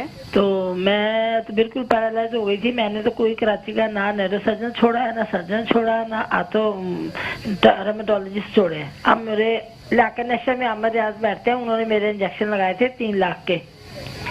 उससे खैर मैं 4-5 साल चली हूँ। अब मेरे फिर दोबारा दर्द शुरू हो गई हैं। वो कह रहे हैं हड्डियाँ कमजोर है, हड्डियाँ भुरभुरी हो गई हैं। तो ये डॉक्टर साहब कहाँ बैठते हैं? आपकी उम्र क्या है? उम्र मेरी 58। बेबी अभी आपकी मेन प्रॉब्लम आपके घुटनों में कॉल करने का। अच्छा, ये मैंने पूछा नहीं। अगर इनके घुटनों का मेन प्रॉब्लम है तो अनफॉर्चुनेटली पाकिस्तान के अंदर आजकल इंजेक्शंस बहुत ज़्यादा लगते हैं। स्टेरॉयड इंजेक्शन मैं बिल्कुल प्रिवेंट करूंगा लोगों को लगाने से, इसलिए कि 5-7 साल पहले इंग्लैंड और बाकी कंट्रीज़ के अंदर स्टेरॉयड को इतना प्रेफर नहीं किया गया, इसलिए कि जब आप स्टेरॉयड इंजेक्शन पेशेंट के घुटनों में लगाते हैं ज़्यादा तो वो कार्टिलेज को और डैमेज करता है। तो उसका बेनिफिट नहीं है। हाँ, ऑर्थोबायोलॉजिक्स के एविडेंस अभी आने लग गए हैं, जिस तरह स्टेम सेल हो गए, प्लेटलेट रिच प्लाज्मा हो गए, जिसको PRP कहते हैं, वो फिर भी बेनिफिशियल है, इसलिए कि वो नुकसान नहीं पहुंचाते। लेकिन स्टेरॉयड किसी भी सूरत में मैं पेशेंट में प्रेफर नहीं करता। अब इनकी जो स्टोरी है उसके मुताबिक यही लग रहा है कि या तो उनको लुब्रिकेटिंग इंजेक्शन लगा है या इनको कोई किसी किस्म का स्टेम सेल इंजेक्शन लगा है जिसने कुछ अरसे इनको बेनिफिट दिया और अब इनको फिर पेन हो रहा है। आइडियली फिर दोबारा वही बात की जाएगी कि ये आके मुझे दिखाएं, मैं AO हॉस्पिटल में बैठता हूँ और इंशाल्लाह ताला इनको चेक करने के बाद मैं एडवाइस दे सकता हूं। AO हॉस्पिटल में जो है वो सर AO क्लिनिक में बैठे, इसके अलावा कहीं आप अपनी क्लिनिक नहीं करते? नहीं, हमारा एक क्लिनिक AO हॉस्पिटल नाज़िमाबाद में और अब हमारी नेक्स्ट क्लिनिक DHA में स्टार्ट होगी इंशाल्लाह ताला इस महीने। ओके, तो सर वो DHA वालों के लिए भी आसानी हो जाएगी। ठीक है सर, ज़्यादातर जो भी कॉल्स आ रही हैं वो नी या फिर फ्रोजन शोल्डर से रिलेटेड, मींस कि it's a very big issue in Pakistan. आप देख सकती हैं कि ये एक बहुत कॉमन प्रॉब्लम है जी। और सर कुछ लोग तो ऐसे हैं जो जानते हैं कि उनको ये इशू है और कुछ को तो यही नहीं पता कि ये जो नी का प्रॉब्लम है या फ्रोजन शोल्डर का प्रॉब्लम है। आप एक बड़ी इंटरेस्टिंग बात आपको बताऊंगा, शायद आपको अच्छी लगे। देखें, जब मैं पाकिस्तान आया था तो मैंने सोशल मीडिया कैंपेन स्टार्ट की थी 2016 में फर्स्ट टाइम अपने पेज पे। उसका नाम था doctor Umar Bhatt orthopaedic surgeon. उस ज़माने में लोगों को इतनी एक्साइटमेंट हुई, मैं जब इंटरव्यूज़ देता था उसमें वीडियोज़ लगाता था पेशेंट के रिजल्ट के, बहुत पॉजिटिव मुझे फीडबैक मिला। आज अल्लाह का शुक्र है, मैं इतना खुश होता हूँ ये देख के कि कुछ मरीज़ कोयटा और अंदरूने सिंध से आते हैं और आके मुझे मेडिकल टर्म्स बताते हैं कि सर आपने ये बात कही थी। ये all about transferring knowledge to the generation, जिस तरह बाकी दुनिया में होता है। जब आप अपनी कौम के अंदर हेल्थ की इंफॉर्मेशन जो आप कर रही हैं इतना अच्छा काम देंगी तो लोगों में ओनरशिप आएगी, उनको समझ आएगी। यही बात मैं लोगों को कहता हूँ कि देखें, आप जिस तरह अपनी गाड़ी खरीदने जाते हैं तो 10 दफ़ा देखते हैं कि ये करोला है या कौन सी है। इसी तरह जब आप अपनी हेल्थ की ट्रीटमेंट किसी को देने जा रहे हैं तो आपने उसको भी देखना है कि क्या वो इतना स्पेशलिस्ट है कि आपको ट्रीट कर सके। आजकल हर चीज़ इंटरनेट पे मौजूद है, पढ़ें उसके बारे में कि इसकी एडवांसमेंट ट्रीटमेंट क्या है और फिर अपने लिए राइट फिजिशियन या सर्जन सेलेक्ट करें। आपकी भी रिस्पॉन्सिबिलिटी है अपनी हेल्थ की ओनरशिप लेना। बिल्कुल बिल्कुल सर। सर जो डायबिटिक पेशेंट होते हैं या हाइपरटेंशन के मरीज होते हैं उनके अंदर ये कॉम्प्लिकेशंस होने के चांसेस ज़्यादा होते हैं? डायबिटिक पेशेंट्स के अंदर फ्रोजन शोल्डर का रिस्क बहुत ज़्यादा होता है, इसलिए कि फॉर सम रीज़न अभी भी किसी को ये रीज़न समझ नहीं आया कि डायबिटिक पेशेंट में फ्रोजन शोल्डर क्यों होता है। लेकिन जितने मरीज मेरे पास आएंगे 70% पेशेंट डायबिटिक होंगे जिनको फ्रोजन शोल्डर होगा। ओके, तो डायबिटिक पेशेंट में नो डाउट ये ज़्यादा होता है। लेकिन इसका मैकेनिज्म क्या हो सकता है? कैन यू से फ्रोजन शोल्डर का माइट बी पॉसिबल जो ब्लड सर्कुलेशन होती है उसकी डेफिशिएंसी। कैप्सूल जो है वो बड़ा लूज और रिडंडेंट होता है, बड़ा रबर की तरह पतला सा होता है। उसके अंदर इन्फ्लेमेशन होने की वजह से कुछ ऐसा प्रोसेस स्टार्ट होता है कि सेल्स खुद अगेंस्ट कैप्सूल एक्शन करने लग जाते हैं और वो जो लूजनेस है और जो सॉफ्टनेस है वो स्टिफनेस में बदल जाती है। अच्छा। इसको कहते हैं फ्रोजन शोल्डर बस। और ये नेचुरल, अगर आप छोड़ दें कुछ भी ना करें तो 2.5 से 3 साल में खुद भी ठीक हो जाता है। लेकिन बहुत सारे पेशेंट प्रेफर नहीं करते 3-3 साल अपने शोल्डर को ना यूज करना, उनके लिए बड़ा अनकंफर्टेबल हो जाता है। एक कॉलर मौजूद है। अस्सलाम वालेकुम, कौन और कहां से बात कर रहे हैं? मैं कराची से बात कर रहा हूँ, इमरान। तो मेरा अभी एक्सीडेंट हुआ था 20 दिन पहले। तो मेरे हाथ के अंदर जो ना मेरी प्लेटें डली हैं, हाथ की दोनों हड्डी टूट गई थी और पैर के अंदर मेरी घुटने के अंदर गैप आ गया था दोनों हड्डियों के बीच में। तो ये जब प्लेटें मेरी वापस निकलवा सकता हूँ मैं अपने सही होने के बाद। और जो मेरे पाँव की जो गैप में हड्डी मेरे गैप आया हुआ है घुटने की हड्डी में, तो क्या ये प्लास्टर उन्होंने ऐसे कच्चा किया हुआ, ऑपरेट नहीं करा है, तो क्या ये उससे बेहतर हो जाएगा? सर कोई सवाल करना चाहते हैं? देखिए, आपका जो फ्रैक्चर घुटने में हुआ है, अगर आप कह रहे हैं उसके दरमियान गैप आया हुआ है, फिर तो उसको हमें रिड्यूस करना ज़रूरी है। इसलिए कि अगर अपनी हड्डी टूट के अपनी जगह से साइड पे हुई है तो उसको अगर हमने प्लास्टर में जोड़ा तो शायद उसके रिजल्ट्स अच्छे नहीं होंगे। तो मेरी आपको एडवाइस होगी स्ट्रांगली कि आप आके एक दफ़ा चेक करवा लें, ताकि हम आपके एक्सरे देख के ये अंदाज़ा लगा लें कि आपकी हड्डी अपनी जगह पर सही बैठी हुई कि नहीं। अगर हड्डी अपनी जगह पर सही नहीं बैठी तो आपको आर्थराइटिस का रिस्क बढ़ जाएगा सही होने के बजाय। तो सर वो आपके पास आकर विजिट कर लें एक बार और चेक करवा दें कि जो गैप आ गया है। ज़ाहिर बात है, अगर आपकी हड्डी टूटी हुई है और वो अपनी जगह पे बैठी नहीं है जहां उसको होना चाहिए, तो वो क्या करेगी, वो एबनॉर्मल जगह पे आके जुड़ जाएगी और उसको कहते हैं मैल यूनियन, जिसकी वजह से नी में स्टिफनेस और प्रॉब्लम्स शुरू हो जाएंगी। ओके। और सर सम टाइम ऐसा होता है कि छोटे बच्चों के अंदर यानी कि जो भी हड्डी टूट जाती है तो वो खुद से जुड़ जाती है, क्योंकि उनके अंदर आपको पता है कि ग्रोथ के जो हार्मोन्स होते हैं वो बहुत जल्दी काम कर रहे होते हैं एज कम्पेयर टू एडल्ट्स। तो छोटे बच्चों में क्या कॉम्प्लिकेशंस हो सकती हैं जो हड्डी डिसेबल हो जाती है? छोटे बच्चों की हड्डी जुड़ना ज़रा कंपैरेटिवली ज़्यादा क्विक होती है, इसलिए कि ब्लड सर्कुलेशन हड्डी की बहुत पीक पर होती है, उनकी जो टिश्यूज़ होते हैं बहुत सॉफ्ट होते हैं और हड्डी बहुत जल्दी मोल्ड हो जाती है। तो इसी तरह जिस तरह एडल्ट है उसी तरह हमने बच्चों को भी ट्रीट करना है। ये कोई डिफरेंस नहीं है कि एडल्ट की हड्डी डिफरेंट ट्रीट होगी बच्चों से। अगर बच्चों की हड्डी को सही तरीके से अलाइन किया जाए, प्लास्टर लगाया जाए तो वो भी हील होगी, और अगर उसको गलत तरीके से जोड़ा जाए तो वो भी हील नहीं होगी। ठीक है सर, मुजाहिद मौजूद है हमारे साथ कराची से। जी मुजाहिद बताइएगा, क्या सवाल करना चाहते हैं सर से? जी डॉक्टर साहब से मुझे पूछना है कि शुगर तो मुझे ऑलरेडी है तकरीबन 4-5 साल से, ठीक है ना। तो एक प्रॉब्लम और है, वो ये कि मेरे राइट साइड के राइट हैंड की 4 उंगलियां वो टेढ़ी मतलब मुड़ जाती हैं, वो सीधी नहीं होती हैं, बड़ी मुश्किल से सीधी होती हैं वो। ठीक है, और ये कब से हो रहा है आपके साथ? ये तकरीबन 3-4 साल से ये प्रॉब्लम है मुझे, और 5-6 साल से शुगर है मुझे, यानी शुगर के 2-3 साल बाद से ये प्रॉब्लम शुरू हो गई है मुझे। ये सिर्फ राइट हैंड की 4 उंगलियां सीधी नहीं होती है मेरी।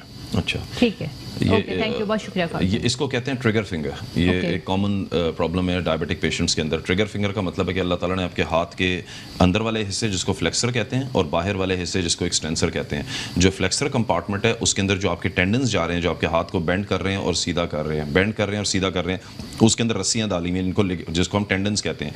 टेंडन्स मुख्तलिफ कंपार्टमेंट के अंदर उन्होंने छोटे छोटे पुलीस बनाए होते हैं, मतलब बीच में छोटा सा एक पुली का मैकेनिज्म होता है। अगर वो पुली ख़राब हो जाए तो इंसान जब अपनी फिंगर बेंड करता है तो बेंड तो हो जाती है, लेकिन जब सीधा करने की कोशिश करता है तो अटकती हैं, तो अपनी उंगली को यूं करके सीधा करेगा। इसको कहते हैं ट्रिगर फिंगर। ये कोई ऐसी परेशानी की ज़रूरत नहीं है। इसका ऑप्शन एक ये है कि आप इंजेक्शन लगा सकते हैं उस पुली में ताकि वो इन्फ्लेमेशन कम हो जाए।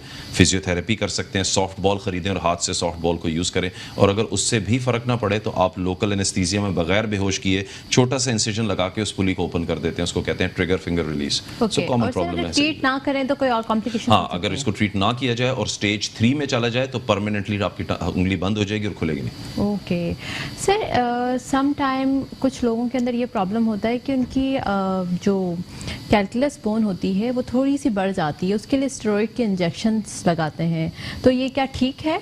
कौन सी बोन में? सर पैर की जो हड्डी होती है, हल्की सी आप हील बोन की बात कर रही हैं, स्पर बन जाता है। हाँ, उसके अंदर पेशेंट को कॉमनस्ट प्रॉब्लम होती है, उसको कहते हैं प्लांटर फैशियाइटिस। मतलब पैर के निचले तलवे के ऊपर एक अल्लाह ताला ने शीट बनाई हुई है, जिस तरह आपके हाथ के ऊपर आप यहाँ हाथ लगाएं तो कितनी सख्त शीट है, इसी तरह पैर के निचले हिस्से में भी शीट होती है, उसको प्लांटर फैशिया कहते हैं। अगर उसके अंदर इन्फ्लेमेशन हो जाए तो पेशेंट को उसको कहते हैं प्लांटर फैशियाइटिस। हील के अंदर स्पर होना बहुत कॉमन है। अनफॉर्चुनेटली उसकी सर्जिकल ट्रीटमेंट इतनी अच्छी नहीं है। पहला ऑप्शन है कि आप स्ट्रेचिंग एक्सरसाइज करें, हील के नीचे पैड पहने, एंटी इन्फ्लेमेटरी 2 से 3 हफ्ते लें, जिस तरह कोई भी ऐसी मेडिसिन है जो आपको, हाँ कोई भी ऐसी मेडिसिन हो, मैं नाम नहीं ले सकता किसी भी कंपनी का ज़रिए है, तो वो यूज़ कर सकते हैं। और लास्टली अगर ना फ़र्क पड़े तो आप उसके अंदर इंजेक्शन लगा सकते हैं अंडर एक्सरे गाइडेंस, उससे काफ़ी पेशेंट को आराम होता है। Okay sir. सर एक कॉलर मौजूद है, अस्सलाम वालेकुम, कौन और कहाँ से बात करें? हेलो, अस्सलाम वालेकुम। जी वालेकुम सलाम, कौन बात कर रही है? जी मैं नईम से बात कर रही हूँ, कराची से। जी बताइएगा, क्या सवाल करना चाहती हैं? जी मेरा ये सवाल है कि मेरे गर्दन की नस चढ़ जाती है 10-15 दिन के बाद, और ना सीधी होती है, ना इस साइड ना उस साइड। गर्दन की आपकी नस अकड़ जाती है? जी जी गर्दन, ठीक है, बैक साइड में। ओके, कोई और कॉम्प्लिकेशन है आपको? शुगर है या कोई और प्रॉब्लम है आपको? नहीं, शुगर नहीं, कुछ भी नहीं है। ठीक है, बहुत शुक्रिया कॉल करने का। इनको देखें, डॉक्टर अतर मुनीद्दीन सिद्दीकी को दिखाना चाहिए, जो मेरे स्पाइन कोलीग हैं। इनको नेक के अंदर स्पाज्म होता है, नेक में इनके मसल्स स्पाज्म में चले जाते हैं। उसके रीज़न क्या है ज़रूर बता, वही देख के बताएंगे। ये उनकी फील्ड है, he is a specialist in spine में, ये फील्ड में काम नहीं करता। ठीक है सर, मींस कि इनको दिखाना ज़रूरी है। इनको मतलब अगर इनकी नेक के अंदर बार बार स्टिफनेस हो रही है, उनकी अटक जाती है नेक, तो इसके अंदर बहुत सारे रीज़न हो सकते हैं। या स्पाइन की हड्डी के अंदर कोई प्रॉब्लम हो सकता है, जॉइंट्स में इनके हो सकता है, फैसेट जॉइंट्स में आर्थराइटिस हो, इनकी नर्व इम्पिंज कर रही है। बड़ा डिफिकल्ट है इस तरह एडवाइस देना। एडवाइस देना बिल्कुल ठीक सर। और सम टाइम एक सर प्रॉब्लम ये भी होती है हमारे यहाँ कि अगर कोई पेशेंट किसी मेडिसिन के ज़रिए ठीक हो जाता है तो वो दूसरे को ज़रूर प्रिस्क्राइब करता है कि मैं बिल्कुल ठीक हो गया था, आपको भी ये यूज़ करना चाहिए। देखें फलक, वही बात दोबारा स्टार्ट हो जाएगी। अगर आपके हेल्थ केयर सिस्टम बहुत रोबस्ट है, उसके अंदर सिस्टम इन प्लेस में आपको इजाज़त ही नहीं है कि आप कोई ऐसी हेल्थ एडवाइस दे सकते हैं, तो आप ज़रूर पता फॉलो करेंगे जो सिस्टम बना हुआ है। हमारे मुल्क के अंदर अभी भी हेल्थ केयर सिस्टम इतना रिफाइन नहीं हुआ, इसी वजह से सेल्फ मेडिकेशन, एक दूसरे को ट्रीट करना एक कॉमन कल्चर है। ये ख़त्म करना पड़ेगा, तभी जाके हेल्थ लोग हेल्दी होंगे, यंग लड़के हेल्दी होंगे, हमारी जनरेशन बेहतर होगी। ठीक है सर, एक कॉलर मौजूद है। अस्सलाम वालेकुम, कौन और कहाँ से बात कर रही हैं? वालेकुम अस्सलाम, मैं कराची से बात कर रही हूँ 5। जी बताइएगा, क्या सवाल करना चाहती हैं? ये मैम की मेरी जो सिस्टर है ना 73 इयर्स की हैं, शुगर पेशेंट हैं। वो उनका पैर स्लिप हो गया था तो वो गिर गई हैं, तो उनकी बैकबोन में फ्रैक्चर हो गया है, तो ऑपरेशन तो वो अफोर्ड नहीं कर सकती, तो क्या मेडिसिन से प्रॉब्लम सॉल्व हो सकता है? ठीक है, आपने MRI और सिटी स्कैन या एक्सरेज वगैरह करवाए? उनके एक्सरे कराए हमने जी।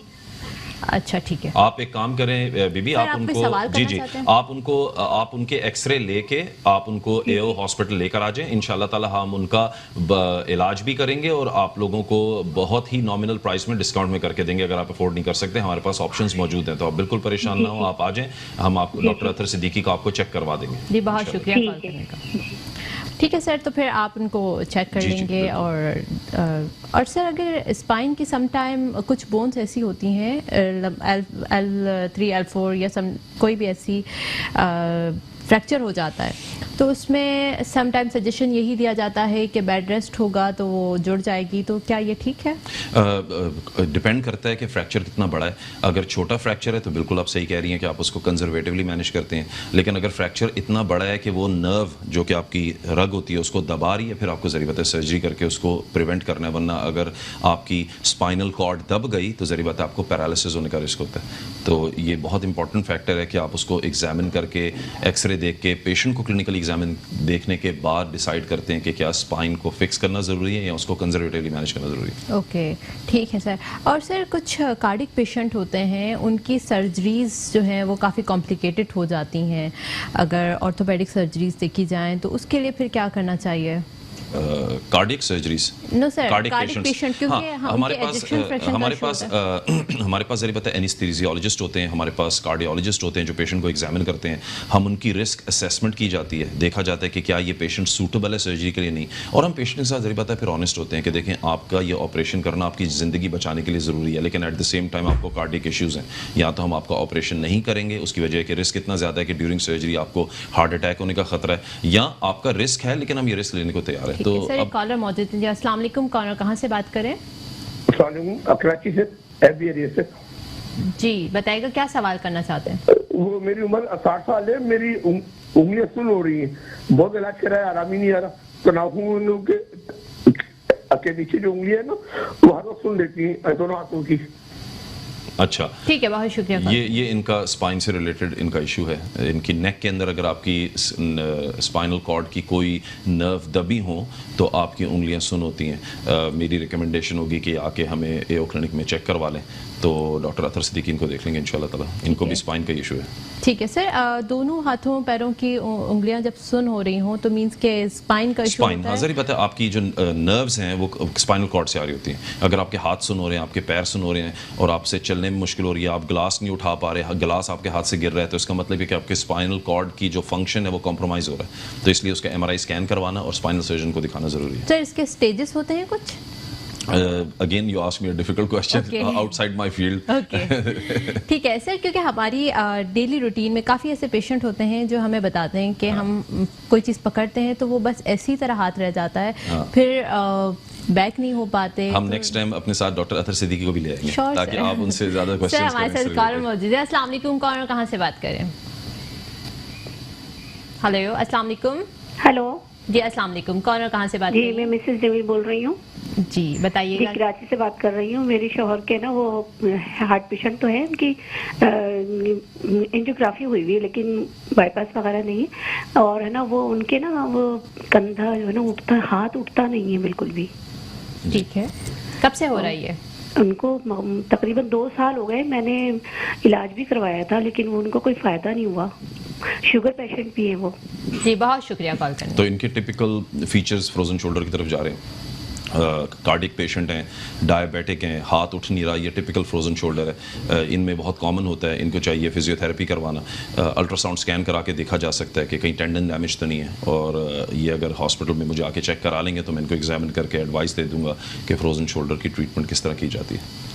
ठीक है डॉक्टर साहब, आप हमारे प्रोग्राम में तशरीफ़ लाए, बहुत सारी इन्फॉर्मेशन वाली बातें आपने हमें बताई, ऐसी इन्फॉर्मेशन जो ऑब्वियसली बात है कॉमनली पाकिस्तान में नहीं प्रोवाइड की जाती हेल्थ टॉक शॉक्स के अंदर, और हमारे नाजरीन को भी आपने बहुत ज़्यादा फ़ायदा दिया है। सर जो है वो क्लिनिक एओ क्लिनिक के अंदर, सर कौन कौन से डेज़ में आप ओपीडीज करते हैं? वो मेरे वहाँ जब ये कॉल करेंगे वो उनको बता देंगे, इसलिए कि मैं 10 दिन यहाँ काम करता हूँ और मैं 10 दिन लाहौर होता हूँ, फिर मैं 2 हफ्ते इंग्लैंड होता हूँ, तो मैं 3 सेंटर्स में काम करता हूँ। तो सर से आप एओ क्लिनिक में जाके रब्ता कर सकते हैं। अपनी मेज़बान फलक कादिर को इजाज़त दीजिएगा। बहुत शुक्रिया, अल्लाह हाफ़िज़।